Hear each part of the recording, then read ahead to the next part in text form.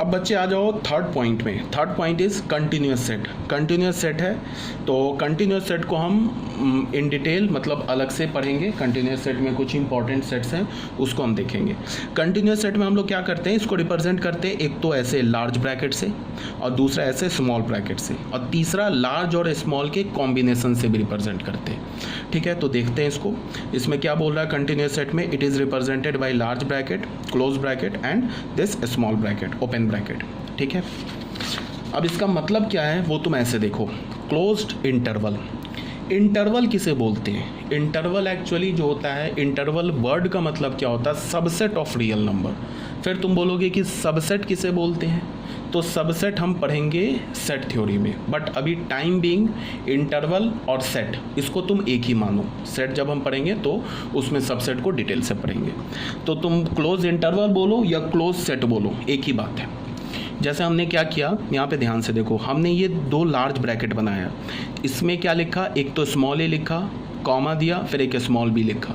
इसका ये नहीं मतलब है कि इसमें दो एलिमेंट है, small a and small b, ये नहीं मतलब है। इसका क्या मतलब है, इस रिप्रेजेंटेशन का क्या मतलब है वो तुम ऐसे देखो। इसका अगर मैंने ऐसे लिखा ना बच्चे, देखो यहाँ पे अगर मैंने ऐसे लिखा, ऐसे ए और बी लिखा, तो इसका ये नहीं मतलब है कि this is a set containing two elements small and small b. अगर ऐसा सेट होता है जिसमें दो ही एलिमेंट है, स्मॉल एंड स्मॉल बी, तो उसको तो हम ऐसे लिखते ना, ऐसे लिखते ना। फिर ये एक सेट हो जाता जिसमें दो एलिमेंट है, small a and small b, but हमने कर्ली ब्रैकेट की जगह क्या लिखा है, ऐसे लार्ज ब्रैकेट। इसका क्या मतलब है वो मैं लिख रहा हूँ। ऐसे मैंने लिखा small a comma small b, इसको हम क्या रीड करेंगे, इसका मतलब है the set of all x such that x belongs to real number, ठीक है, and x is greater than equal to a but less than equal to b, और यहाँ पे हमने मान रखा है where a is less than b, a जो है b से छोटा है। तो इसको लिखने का क्या मतलब है, ये किस फॉर्म में मैंने लिखा है, रोस्टर फॉर्म में। क्या मैंने बोला कि the set of all x such that x belongs to real number and x is greater than equal to small a and less than equal to small b। तो ये कंटिन्यूस सेट है। Continuous set क्यों है वो समझ जाओ तुम ऐसे। जैसे मैंने एक रियल नंबर लाइन पता है, ऐसे हम लोग बनाते हैं, this is minus infinity, here is plus infinity. यहाँ पे हमने स्मॉल ए बोला, यहाँ पे हमने स्मॉल बी बोला। अब क्या है कि स्मॉल ए कोई एक रियल नंबर होगा, स्मॉल बी कोई एक रियल नंबर होगा, ठीक है। से मान लो कि इसको स्मॉल ए को हमने मान लो बोल दिया -1 और से स्मॉल बी को हमने बोल दिया मान लो 9 बोल दिया, ठीक है। तो अब क्या मतलब है, इसका क्या मतलब है कि ये इस सेट में कौन कौन से एलिमेंट्स हैं, सबसे पहले -1 भी है, 9 भी है, और -1 और 9 के बीच के जितने एलिमेंट्स हैं वो भी हैं। तो हम क्या बोलेंगे, set of all x such that x is real number and x is greater than equal to -1 and less than equal to 9। तो इसको हम ग्राफिकली कैसे रिप्रेजेंट करेंगे, इस सेट को ऐसे दो डॉट लगा दिया। फिर ये जो A है ये इंक्लूडेड है, ये भी इस सेट का एलिमेंट है, स्मॉल ए जो है ये भी सेट का एलिमेंट है। तो इसमें हमने ऐसे करके इसको फिल्ड सर्कल बना दिया। यहाँ पे बच्चे देखो ऐसे फिल्ड सर्कल बना दिया। उसके बाद हमने क्या किया, इस दोनों फिल्ड सर्कल को एक स्ट्रेट लाइन से ज्वाइन कर दिया। ऐसे भी छोड़ सकते हो, किसी बुक में देखोगे ऐसे करके इसे हैश टाइप का बना देते हैं, तो ये भी सेम बात लिखी हुई है, ठीक है। तो इसका क्या मतलब हुआ, ये जो रिप्रेजेंटेशन लिखा हुआ है इसका क्या मतलब हुआ, the set of all x such that x is the set of all x such that x lies between a and b including a including b, ठीक है। बहुत बोल दिया, तो ये बात यहाँ लिखी हुई है, देख लो यही बात यहाँ पे, where a b belongs to R read as all numbers between a and b are present and also a and b are present, ठीक है। अब एग्जाम्पल ले लिया 2 to 5। जैसे अगर मैंने ऐसे लिखा, सबसे पहले मैंने ऐसे लिखा 2 to 5, मैंने बोला ये क्या लिखा हुआ है, तो तुम ऐसा नहीं बोलोगे कि it is a set containing 2 elements 2 and 5, ये गलत हो जाएगा, ऐसे नहीं बोल सकते हो। तुम बोलोगे क्या, it is a set, it is a continuous set. अब इस सेट में क्या कौन कौन से एलिमेंट्स हैं, all real numbers between 2 and 5 including 2 including 5। तो इसको अगर मुझे रोस्टर फॉर्म में लिखना हो, सॉरी सेट बिल्डर फॉर्म में लिखना हो, तो हम कैसे लिखेंगे, the set of all x such that, सबसे पहले तो एक्स रियल नंबर होगा, इंटीजर नहीं होगा, रैशनल नहीं होगा, रियल होगा, एंड x जो होगा is greater than equal to 2 but less than equal to 5। ये बात लिखा हुआ और ये बात लिखा एक ही बात है, ठीक है ना। ये थोड़ा शॉर्ट फॉर्म में लिखा हुआ है, इसका ये एक्सपेंडेड फॉर्म है, ठीक है। मतलब यह बोल दो ये सेट बिल्डर फॉर्म में लिखा हुआ है और ये इंटरवल में लिखा हुआ है।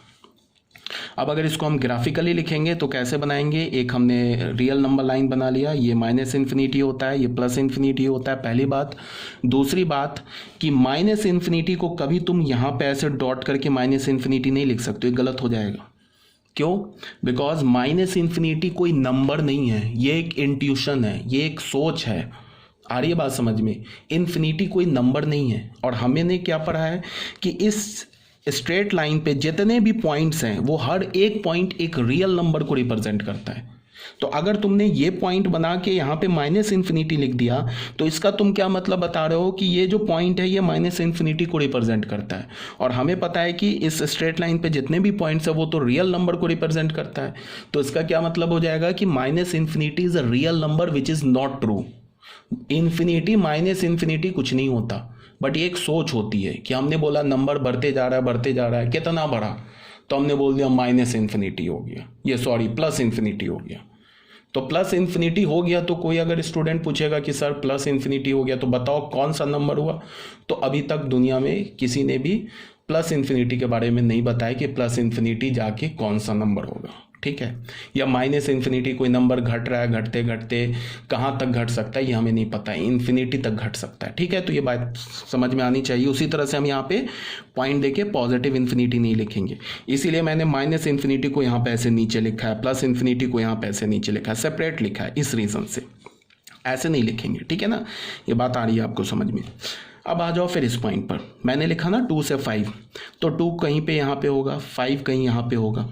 तो इसको हम डायग्राम से कैसे रिप्रेजेंट करेंगे, 2 पर एक हमने फील्ड सर्कल बना लिया, 5 पर हमने एक फील्ड सर्कल ऐसे बना लिया और दोनों फील्ड सर्कल को ऐसे हमने ज्वाइन कर दिए, यहाँ पे एक हैश्ड लाइन ऐसे बना दी, ठीक है बच्चे। तो ये क्या हो गया, set of all real numbers between 2 and 5 including 2 including 5। इसी बात को हम यहाँ पे ऐसे लिख रहे हैं, ऐसे लिखो, ऐसे रिप्रेजेंट करो या ग्राफिकली ऐसे रिप्रेजेंट करो, एक ही बात है। ये बात आपको समझ में आनी चाहिए, ठीक है। तो ये हमारा हो गया क्या। अब जैसे एक एग्जांपल और देख लो आप, जैसे हम लोग एक एग्जांपल देख लेते हैं, जैसे -3, 2 ये लिखा हुआ है, ठीक है बच्चे, बी में लिखा हुआ हमारे पास -3, 2 ऐसे लिखा हुआ है। तो इसका क्या मतलब है, फिर अगेन सेम बात, same story, set of all real number lies between -3 and 2 including -3 including 2 ये लिखा हुआ है। अगर मुझे सेट बिल्डर फॉर्म में लिखना है तो मैं कैसे लिखूंगा, the set of all x such that x belongs to R. पहले तो लिख दिया R and x real number भी होना चाहिए एंड एक्स जो होगा वो -3 से बड़ा लेस देन इक्वल टू 2 होना चाहिए, ऐसा होना चाहिए। ग्राफिकली देखेंगे तो दिस इज -3, दिस इज 2, -3 पर ऐसे हमने क्लोज बना लिया, 2 पर हमने ऐसे क्लोज बना लिया, एक स्ट्रेट लाइन से ज्वाइन करके इसको हैश्ड बना लिया, ठीक है बच्चे। यहाँ तक ये क्लियर हो गया होगा। तो ये था हमारा क्लोज्ड इंटरवल। आप लोगों को मैंने पीडीएफ ऑलरेडी दे रखा है, तो पीडीएफ को पढ़ो, पहली बात। दूसरी बात क्या कि सबसे पहले करना क्या है, इम्पॉर्टेंट क्या है, सुन लो। स्टडी जो है 11th और 12th की बच्चे, ये बिल्कुल डिफरेंट है 9-10 से। 9-10 में आप जैसे पढ़ते हो या अभी तक जैसे पढ़ रहे थे अपने होल लाइफ, तो वो और अब वो सारे जो तुमने जैसे कॉन्सेप्ट, जिस कॉन्सेप्ट से तुमने पढ़ा है ना 8th 9th 10th 6th 7th, वो अब यहाँ नहीं बच्चे चलेगा। यहाँ पे अब करना क्या है, थोड़ी हमें एक तो मेंटल प्रेशर थोड़ा तुम्हें मतलब बियर करना पड़ेगा, इस पहली बात। दूसरी बात क्या है कि अब हमें सीखना है, अंडरस्टैंडिंग करना है, क्रैमिंग नहीं करना है हमें। नोट्स पहले हम लोग क्या करते थे कि नोट्स बनाते थे, बहुत अच्छा नोट्स बनाया, ब्लू पेन भी यूज़ कर लिया, रेड ब्लैक सब यूज़ कर लिया, उस पर खूब अच्छी से उस पर उसकी हेडिंग डाली, चैप्टर नंबर डाला, ये किया, फिर उसको हमने हैंड राइटिंग बना के लिखा, खूब बढ़िया नोट्स बना लिया। तो अब मैं ये नहीं बोल रहा हूँ कि नोट्स मत बनाओ, बट नोट्स के रिप्रेजेंटेशन जो तुम लोग करते थे, नोट्स को बढ़िया बनाने के लिए जो तुम लोग उसको ये करते थे, उससे बेटर क्या है कि अंडरस्टैंडिंग करो। मैक्सिमम देखो कि तुम्हारे दिमाग में कितनी बात जा रही है, नोटबुक में क्या लिखा है उससे कोई मैटर नहीं है। तुम कितना भी बढ़िया नोटबुक बना लो, वो अगर तुम किसी कबाड़ी वाले को बेचोगे तो वो 10 रुपये किलो ही लेगा, ठीक है ना। लेकिन जो तुम्हारे दिमाग में एक डेटा चला जाएगा ना, वो 10 रुपये का नहीं होगा, वो 10 लाख करोड़ का होगा। उसका कोई वैल्यू नहीं है, वो प्राइसलेस है। तो देखो कि तुम कितना अंडरस्टैंडिंग कर रहे हो, ये मत देखो कि मेरी नोटबुक कितनी अच्छी बन रही है। देखो नोटबुक मैं बोल रहा हूँ सिस्टमैटिक वे में बनाओ। टीचर्स का नोटबुक अलग हो, जैसे ये जो मैं पीडीएफ भेज रहा हूँ, इस पीडीएफ को तुम एक सेपरेट नोटबुक में लिखो।